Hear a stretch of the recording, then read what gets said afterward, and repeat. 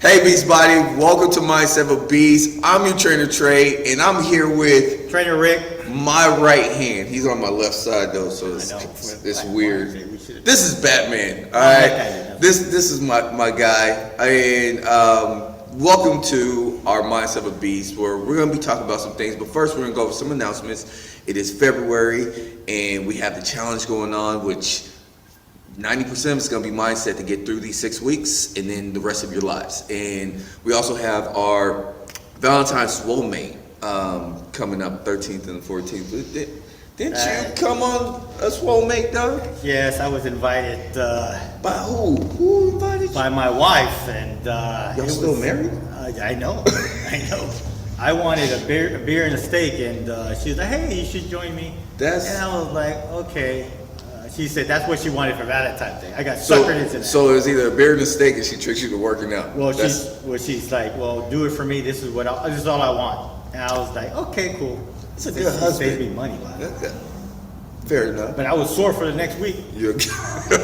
Well, yes. I remember that first day. I remember it was a good time. We were on the field during that time. We talking about 10 years ago, because today is actually your 10-year anniversary. Today is gym anniversary. His gym anniversary, which is the most important one that he had. No, I'm just joking. But it's 10 years with us at Beachbody, and that first day, man, this is part of the reason why we're on here today, is that a lot of people don't know Trainer Rick's testimony, and it's a very powerful one, especially if you're in fitness or you're just starting fitness, or you've been in fitness for a while but you're losing some motivation. I love using his testimony in class. Not everybody has heard it, so we're gonna kind of go over it. Like the first day of boot camp. It sucked. It sucked, man. I've seen a lot in fitness, and Rick, it was like cardio core day. Like it was kind of cold, and it was like we always did games on the field, and one of the exercises was squats. It was body weight squats. And I give him a hard time on this, but not just to tease him, but it just kind of give you a mindset, because everybody, I tell you, bro, they look at you in the gym and they see monster, right? You see doing pull-ups with Clep and the typewriters. He takes it to another level, right? But that first day, my boy, I'm gonna stand up real quick. He was squatting and his knees were buckling in, but his hips was going. It was a pretty awkward sight to see. It wasn't. I'm glad you don't have videos anymore. There wasn't like video phones back then. Well, like you do have some pictures and videos, by the way, which you lost your phone when you broke it. You broke it. he broke my phone. Actually, that's what you told Cass. Yeah. Anyway, another story, another time. We got you. But yeah, it's been 10 years. Actually, it's been fun. Well, not a lot of fun, but a lot of people, when I first started my journey, is back then actually when I was working crazy hours too. Yeah. I would see you all kinds of hours a day. And Beachbody was only doing what? 3 days. 3 days. 3 days, 1 hour, and we were out of there. Yeah. So but what happened after this first day of boot camp? Oh shoot! After the soulmate, I didn't come back to the following year. So I was procrastinating for about 10 years. So that's another thing too. I was that guy, that New Year's guy. New Year resolution. Mm-hmm. I get it in this year. And I kept procrastinating every year, and then finally that 1 year, I just made that commitment. All right, I got to do it. I did it when I was 39, by the way. And I was very, how would I say it? Very, like I had to change because of the health wise. So what was you doing? What was your fitness life like before Beachbody? Like, as far as like just like a quick general like lifestyle, or like what did you do for activities, and what good and bad? You know what I mean? Actually, mostly bad. I had a motto. It was work hard, play hard. Play harder? Yeah, I was a DJ back then too. DJ Slick Rick! And staying up late, partying, working hard. not really taking care of my health, not eating healthy, drinking a lot too, by the way. It was ESPN. I woke up with ESPN.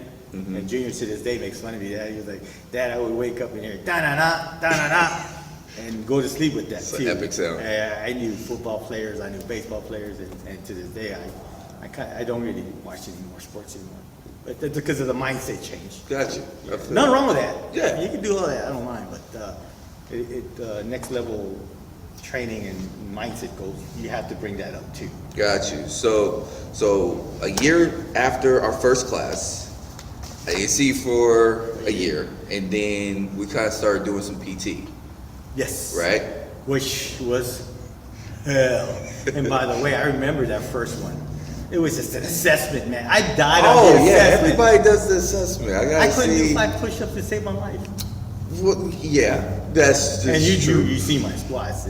Yeah. So I remember your face, by the way. You're like, oh, okay. I got to see what I was working with. And not only that, Rick's mentality, first off, was that I'm too old.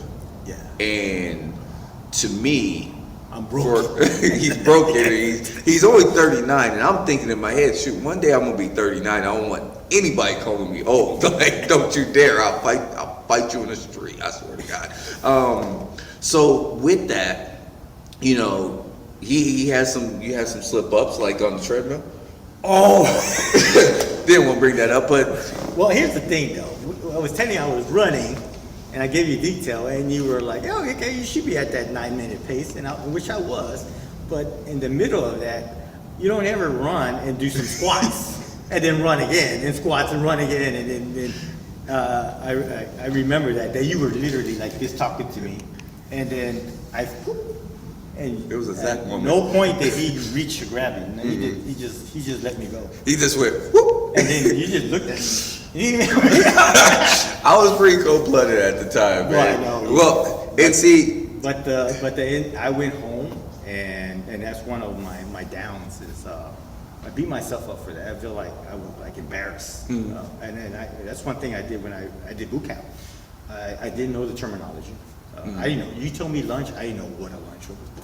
Actually, that's crazy. To I me, used- that's I wild. used to look at Liz and Chris. Remember Chris and Rick Jr. was at the time with us, and I used to look at other members like, okay, what are they doing?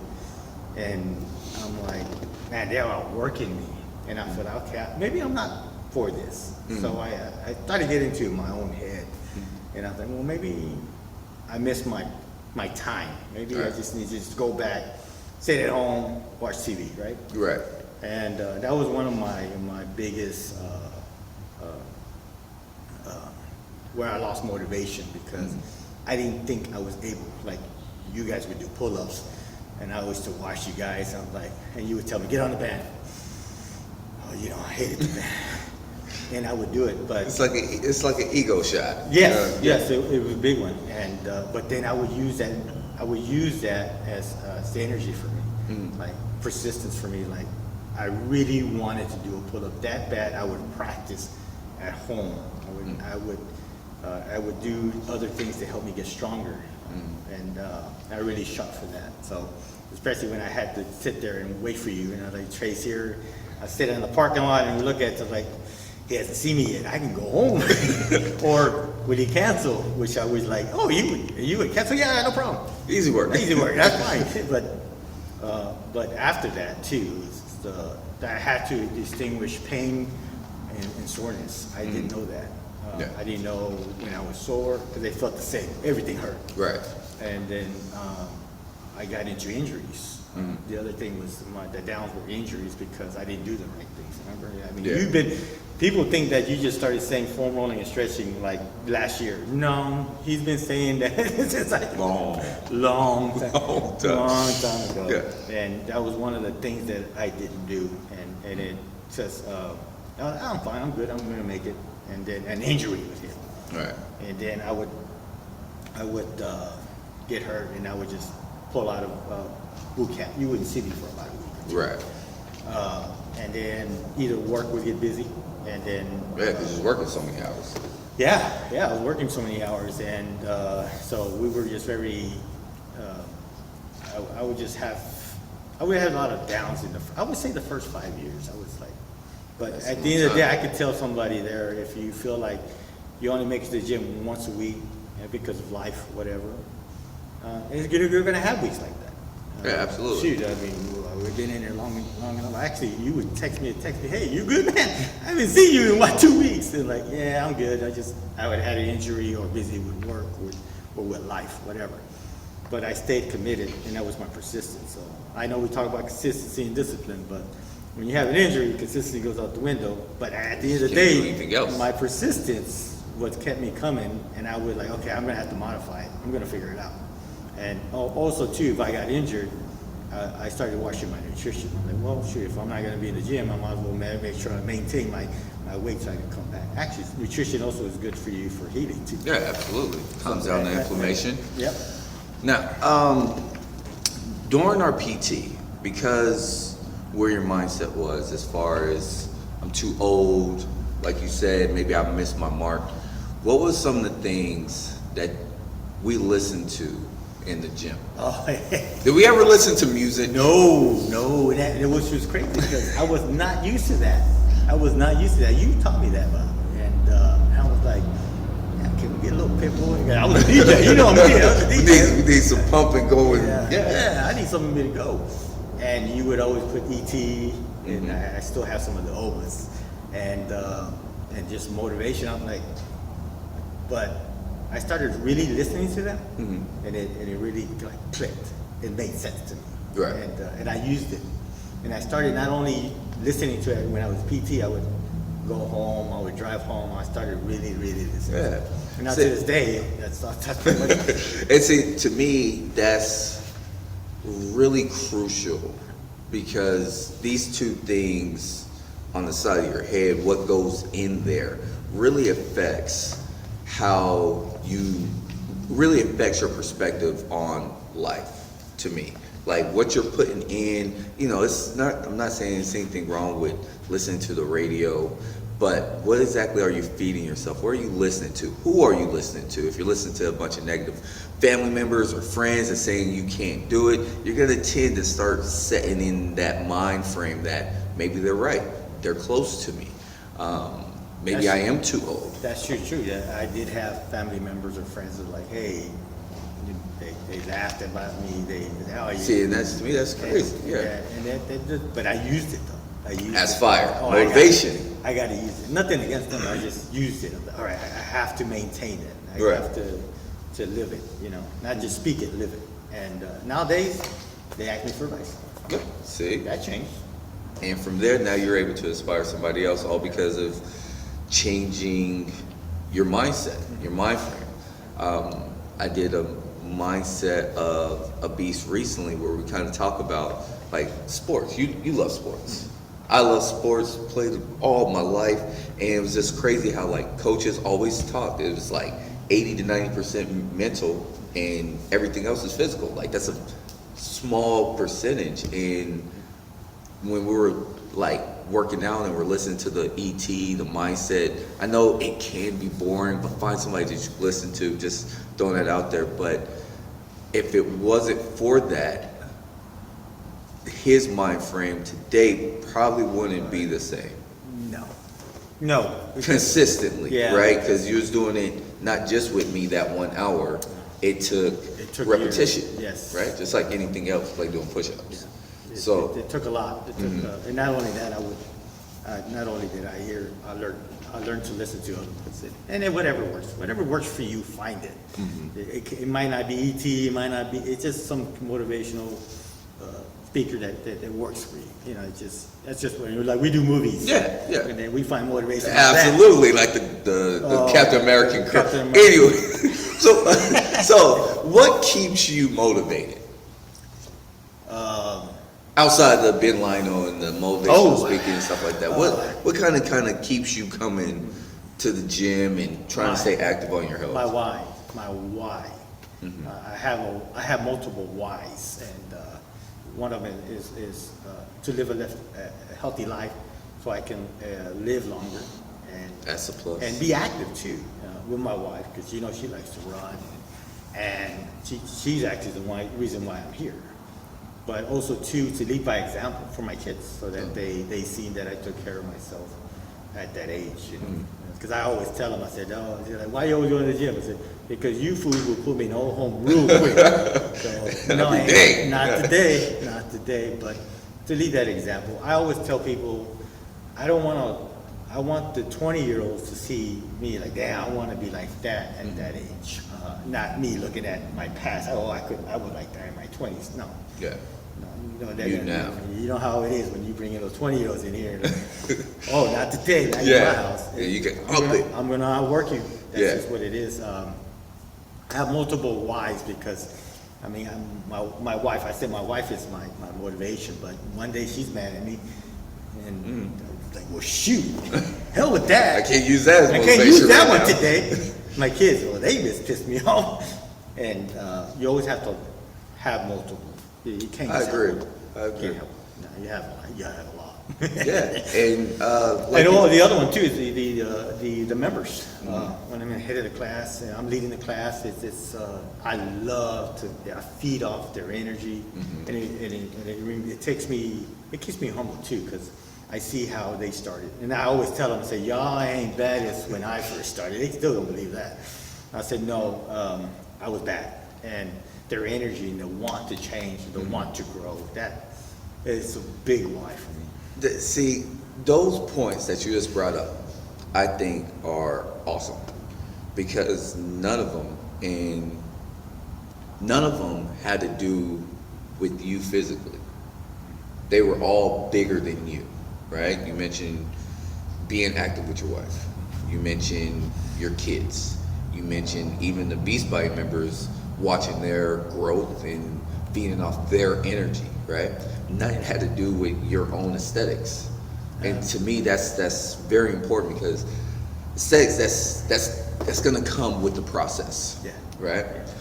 What we have seen, especially like just being in this game for so many years, we see that when their why is just their aesthetics, it tends to fall backwards. Like they get there and then they don't know what to do now, so they resort back. So with him just saying that, you know, this his family, it's his wife, it's you guys that keeps him motivated. He has to show up. He wants to lead by example for people behind him, not just him personally. I think that keeps the drive a little bit more. I feel the exact same way. It's like I got kids watching me every day. Uriah, if I slack off, how can I tell him not to slack off? Or how can I tell him not to slack off if I'm BSing in the gym, or as a husband, or even as a father? So I think that's a very good mindset to have in fitness. And these are just our opinions that we've actually kind of seen as a result over the past years. You can run with that as you like. What do you have any advice for the people at home that either are getting started, or intimidated, or feel like they're just too old? Too old, which I removed from the calendar. Thank you. I don't use it, even though I get up like, oh, but yeah, I do. Actually, I would give it to advice in people in their 20s too. I always tell them, members in their 20s, say, get it in now, because you set the foundation that's going to take you into your older years. So I really focus on those guys and say, hey, don't wait, don't procrastinate and think that your youth's going to take care of you. You got all this time in the No, world. you don't. Build it now, and then let it carry it over you. And in your 30s too, by the way, they say that's your prime. Actually, no, it's not. Your prime is your 20s. Get it done now. Don't wait. Start to eat healthy. Take care of yourself. Exercise. It's never too late. Actually, we have Miss Donnie over here. I love it. Miss Donnie's 60 plus. Yeah, I mean, we had them. We had 60, 50, and I admired them. I actually love that they're saying, you know what, I'm going to take care of it. So if you're going to do it, it's never too late. Just be persistent. And with me, it's like, you can be consistent. I mean, I've seen people who come to the gym. I actually know people outside of this gym, and they say, hey, I go to the gym every day. And I'm like, oh, really? Oh, okay. And you don't see the results. Be persistent. And with the persistence, you're going to have the ups and downs. I call it the roller coaster ride. Yes. That's just fitness. This is what happens. Many times I get injured. And just don't lose hope. Keep pushing. Surround yourself around people that are going to help you, motivate you, and feed you to growth. Because that's why that's actually why I've been here. Because I think our mindset is only. I don't think I've ever even met nobody else. I've seen you work out with some elite people, and I worked out with you with the elite people. I've yet to see anyone to outwork you. I haven't seen it, so that's why I'm here too. Because that was my motivation, watching you and pushing you, and you know how to do that. So for the people it's never too late. You might as well get it, and why not? Why not be the 30-year-old or the 50-year-old or the 40-year-old or the 60-year-old? Yeah, opportunity to prove everybody wrong. Yeah. So, why not? Some great points. Watch what you listen to. Watch who you're around.